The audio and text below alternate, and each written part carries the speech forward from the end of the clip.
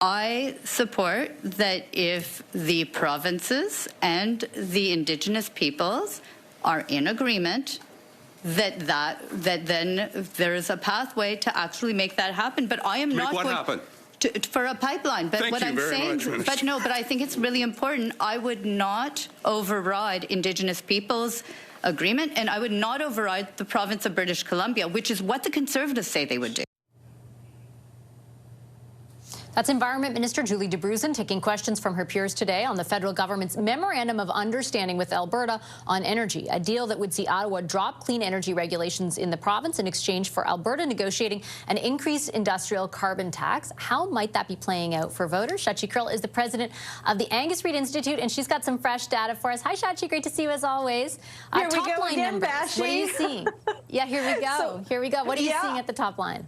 You know, the top line is telling a couple of different stories. Like at the top of the top line, on the surface of the water, actually very little has changed in terms of the national vote intent picture. The Liberals are up by a couple, 3 points over the Conservatives. But if I look at the last time we measured this, it's all within margin of error. So, you know, not a lot of significant change. Carney's own stability in terms of prime ministerial approval, he's not up, he's not down. He's still at 52%.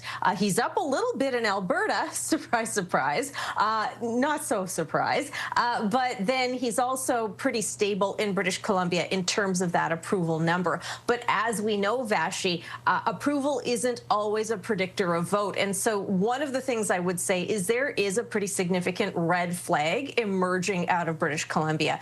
I think it's too soon to call it a worrying trend, but certainly it's a worrying sign. We're seeing both the federal Liberal Party weakening and softening in terms of vote intention support in BC. And if you look at what that looks like in Metro Vancouver, wow, the federal Liberals are off quite a bit over the last several months, almost down almost 15 points. And of course, in polling, when you're talking about urban centers, you can have a little bit more volatility just because of the methodology and the way you do this. But it is enough to say, nope, people are choosing to go in different directions and take their support in different places. And in Metro Vancouver, which is really vote rich, right? It's half the province, and it returns a lot of seats. You're seeing a couple of different trends. More past Liberal voters are actually moving into the undecided column. They're saying, I really don't know who I'd support in a situation like this. Some are moving over to the Greens, not surprising again, given that pipeline opposition that you and I talked about on Thursday.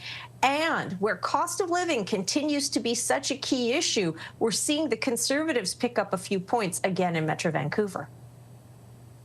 So what do you attribute, like, I know there's obviously different component parts, but that's pretty substantial. It is quite substantial. It's well outside of statistical, Oh, yeah, no. That's why I'm calling it like a big red flag. Yeah. So this is where I would say, yes, absolutely, you can attribute some of this, a lot of this. Remember, we were in field after that MOU announcement. So, you know, yes, some of this is absolutely reaction to the MOU announcement, to, you know, hey, let's go build a pipeline, let's find some proponents.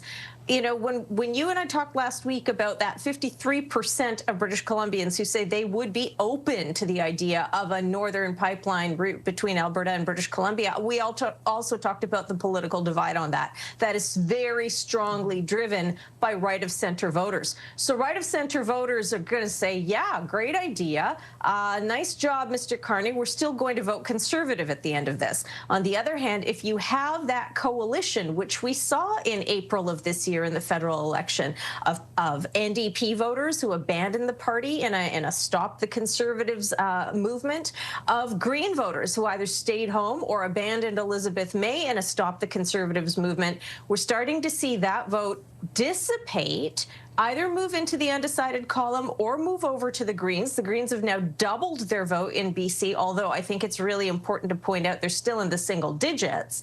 But then again, it's not just about the pipelines. You're also seeing some of that support bleed back to the Conservatives.